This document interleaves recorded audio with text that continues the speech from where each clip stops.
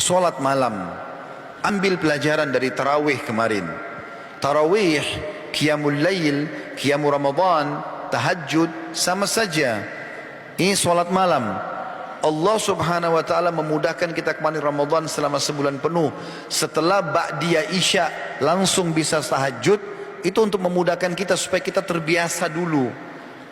Dikatakan tarawih artinya santai, karena kita bisa kerjakan habis ba'diyah. Tapi tujuannya agar kita terbiasa sholat malam. Dan kata Nabi SAW, afdalus sholati ba'dal maktubah sholatul qiyam. Sholat yang paling afdal setelah sholat 5 waktu adalah sholat malam, gitu kan? Kalau anda mengatakan, kan Ustadz Ramadan kemarin itu kita kerjakan setelah ba'diyah isya, makanya belum mengantuk.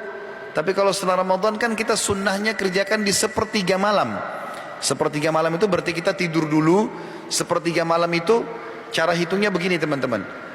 Dari maghrib, misalnya maghrib jam 6, subuh misalnya jam 5, berarti ada 11 jam. Dibagi 3, dibagi 3 11 jam itu. Jadi kurang lebih 3 jam, 3 jam setengah. Kalau subuh jam 5, berarti setengah 2 malam itu sudah masuk sepertiga malam. Yang Allah subhanahu wa ta'ala berfirman, atau Nabi SAW bersabda, ya, kalau tertinggal sepertiga malam Allah turun ke langit bumi, lalu bertanya kepada para malaikat, adakah hamba-hambaku yang memohon saya berikan, adakah yang punya hajat saya penuhi, adakah yang bertaubat atau meminta maaf saya maafkan. Sepertiga malam itu adalah 3 jam setengah sebelum subuh. Nah ini kalau selain Ramadan dianjurkan kita kerjakan sholat malam di sepertiga malam ini. Mungkin anda mengatakan, Ustaz tadi bilang tarawih kita dilatih selama sebulan untuk sholat malam. Kita kan mudah kerjakan, karena setelah ba'diyah isya langsung bisa sholat malam. Malamnya kita bisa tidur. Maka saya menjawab dengan ini teman-teman sekalian, bahwasanya Allah juga sudah mudahkan anda selama sebulan untuk bangun makan sahur. Dan umumnya kalau kita tanya muslimin, dan anda di sini tentu bisa jawaban juga, atau punya jawaban dalam diri anda sendiri. Kalau anda ditanya kira-kira bangun sahur berapa jam sebelum subuh, umumnya orang mengatakan sejam, sejam setengah sebelum subuh. Kalau ibu-ibu mungkin karena masak 2 jam sebelum subuh. Maka ini sepertiga malam. Selama sebulan penuh bapak ibu dibiasakan oleh Allah bangun di sepertiga malam. Maka kenapa kita sekarang nggak bangun di waktu-waktu ini? Kenapa kita tidak bermunajat pada Tuhan kita? Sholat malam atau sepertiga malam ini waktu yang sangat mulia, hening suasananya.